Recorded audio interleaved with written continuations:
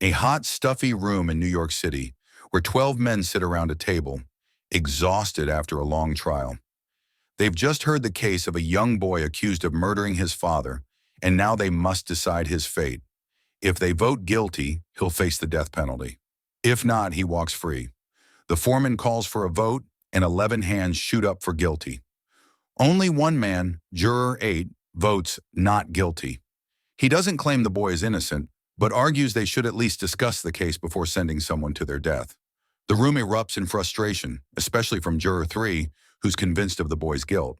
But Juror 8 stands his ground, and the debate begins. He starts by questioning the murder weapon, a unique switchblade knife. The prosecution claimed it was one of a kind, but Juror 8 pulls out an identical knife he bought in a pawn shop nearby, casting doubt on the evidence. Next, they examine the witnesses. An elderly neighbor claimed he saw the boy stab his father, but Juror 8 points out the witness had a limp and couldn't have reached his door in time to see the boy fleeing.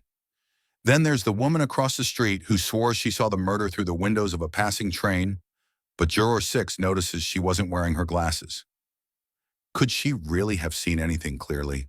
As the jurors pick apart the testimony, doubts grow. Juror 9, an elderly man, is the first to change his vote, saying, "I think there's reasonable doubt."